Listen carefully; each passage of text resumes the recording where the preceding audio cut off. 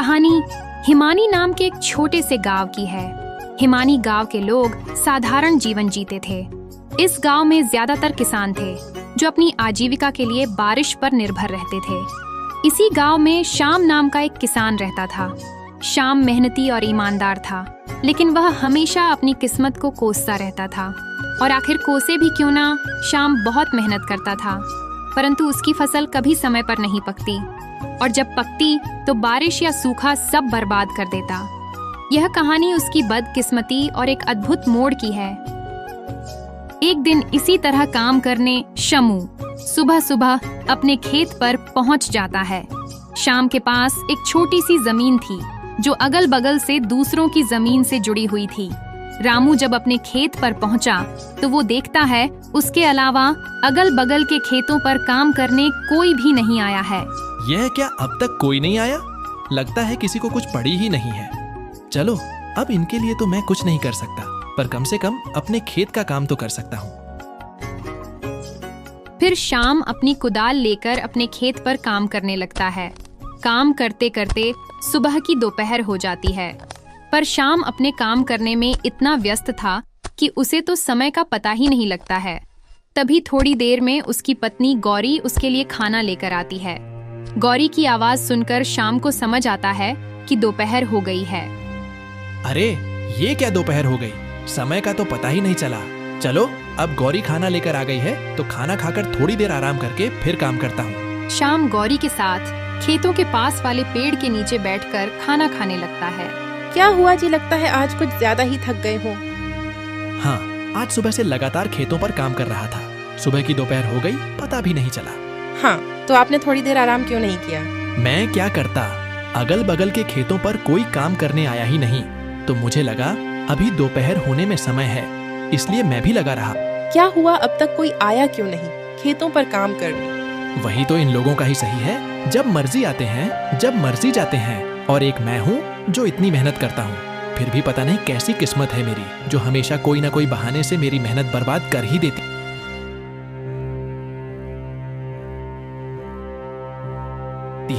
कोई नहीं, आज खराब है तो कल अच्छा होगा।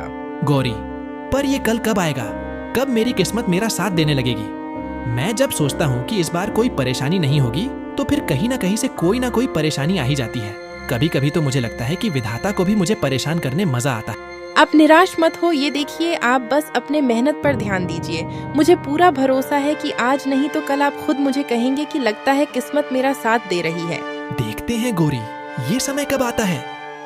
गौरी वहां से चली जाती है और शामू मेहनत से फिर खेतों में काम करने लगता है।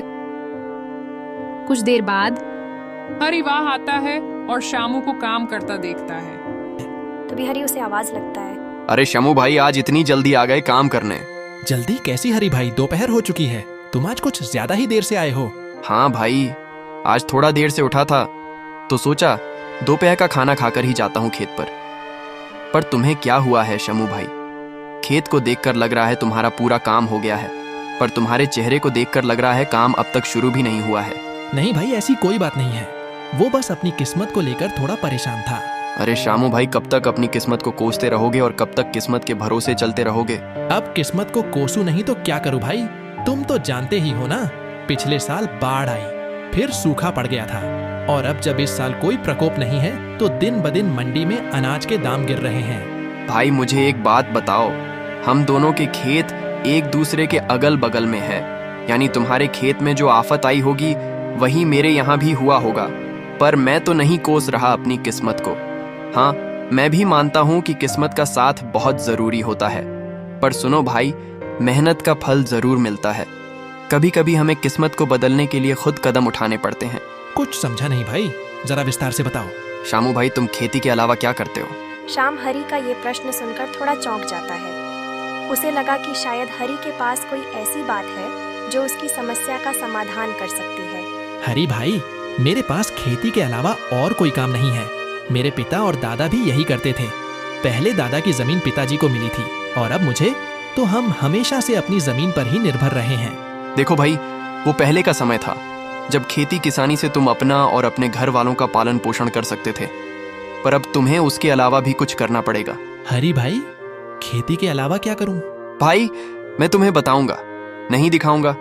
पहले तुम फटाफट से अपना सारा काम निपटा लो और मैं मेरे खेत का काम कर लेता हूँ। फिर मैं तुम्हें मेरे साथ अपने घर ले जाता हूँ। ठीक है भाई, मैं अभी अपने खेत का काम निपटा लेता हूँ। फिर दोनों जान अपने अपने खेतों में काम करने लगते हैं। शामू ने अपने खेत का काम सुबह जल्दी आकर शुरू किया था, इसीलिए उसका काम जल्दी हो जाता है। शामू अपने खेतों का काम खत्म कर हरी के खेत के पास जाता है और हरी को काम करता देख मन में सोचता है, हरी भाई की मदद कर देता हूँ ताकि उनके साथ उनके घर जाकर पता कर सको कि वो क्या दिखाना चाहते हैं।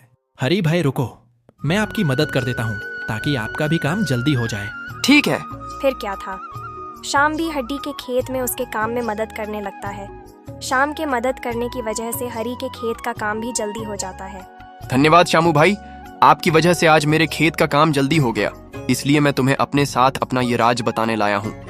पर मैं जो तरीका तुमको बताऊंगा और घर पर जो चीजें तुम देखोगे वो तुम किसी और को नहीं बताओगे। शामू थोड़ा परेशान तो हो जाता है, पर फिर भी वो हरी के साथ उसके घर में जाता है।